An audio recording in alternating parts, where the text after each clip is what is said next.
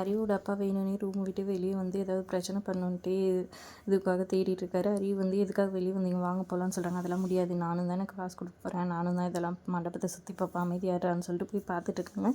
கிச்சனுக்கு போனால் இங்கே வந்துட்டு பரணியோட அம்மா இருக்கிறாங்க. ஒரு பக்கம் அந்த லட்டு முறுக்கெல்லாம் செஞ்சு வச்சுருக்காங்க. என்னது இது இவ்வளோ சின்ன லட்டாக இருக்குது, இவ்வளோ சின்ன முறுக்காக இருக்குதுன்னு சொல்லிட்டு அதுக்கு ஒரு பிரச்சனை பண்ணுறாரு. அப்புறம் பரணியும் சண்முகமும் வராங்க. சரி, இப்போ உங்களுக்கு என்ன லட்டு இன்னும் கொஞ்சம் பெருசாக பண்ணால் திருப்பதி லட்டு மாதிரி ஆகிடும், எனக்கு அந்த மாதிரி தான் வேணும்னு சொல்ல, சரி அவர் எப்படி சொல்கிறாரோ அதே மாதிரி பண்ணி கொடுத்துருங்க. முறுக்கும் எனக்கு பெருசாக வேணும்னு சொல்ல, சரின்னு பெருசாகவே பண்ணி கொடுத்துறேன்னு சொல்கிறாங்க. நடுவில் வந்துட்டு இங்கே பரணியோட அத்தை ஏதோ சொல்லிடுறாங்க அவரை.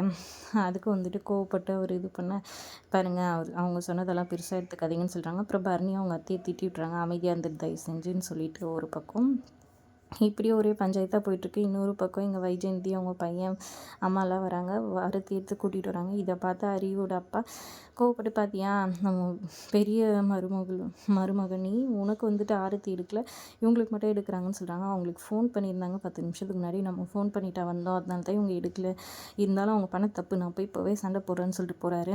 நீங்கள் போங்க மிஸ்டர் போங்க அப்படி இப்படின்ட்டு இப்படி கோவமாக அறிவு பேச ஆரம்பித்தோன்னே, அவங்க போலீஸ்காரங்க, அவங்க வந்துட்டு என்கவுண்டர் ஸ்பெஷலிஸ்ட்டு, கோவம் வந்துச்சுன்னா துப்பாக்கி எடுத்து போட்டு தள்ளிடுவாங்க, பரவாயில்லையான்னு சொல்லி கேட்க, ஐயோ வேணாப்பா நான் இதுக்கு இப்படி இதுவாகணும்னு சொல்லிட்டு அவங்க அப்பா எஸ்கேப் ஆகிடுறாரு. ஒரு பக்கம் ஏதாவது பிரச்சனை பண்ணணுன்னே ஒரு பக்கம் சுற்றிட்டு இருக்கிறாரு. இன்னொரு பக்கம் சண்முகத்தோட அத்தை வந்துட்டு இது நலங்கு வைக்கணும், பிள்ளைங்க 2 பேரையும் கூட்டிகிட்டு வாங்கன்னு சொல்ல, சண்முகம் இது என்ன புதுசாக இருக்குது, எங்கள் கல்யாணத்துலலாம் அது பண்ணலேன்னு சொல்ல, நம்ம கல்யாணத்தில் தான் அது நடக்கல, அவங்க கல்யாணத்துலையாவது நடக்கட்டும், விட்டு சண்முகம் ஏதோ அவங்க சடங்குன்றாங்களே பண்ணிட்டோம் அப்படின்னு சொல்லிடுறாங்க.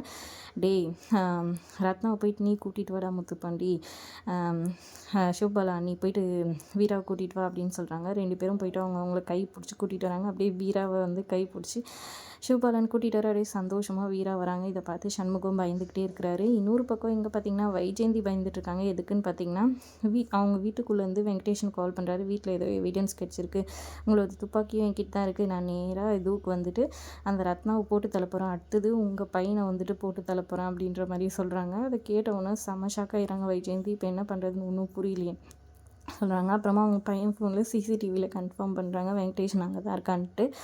பொறுத்திருந்து பார்க்கலாம் இவங்க பண்ணுறது என்ன நடக்க போகுதுன்ட்டு. அதுக்கப்புறம் வந்துட்டு வீராவையும் ரத்னாவையும் உட்கார வச்சு அவங்க அத்தை வந்துட்டு நலங்கு அப்படியே சூப்பராக வந்துட்டு இது பண்ணுறாங்க. அப்படியே சந்தோஷமாக பரணிலேருந்து எல்லாருமே வந்துட்டு நலங்கு வைக்கிறாங்க. அப்படியே சந்தோஷமாக இருக்காங்க எல்லோரும். அதோட எபிசோட் முடியுது. தேங்க்ஸ் ஃபார் வாட்சிங்.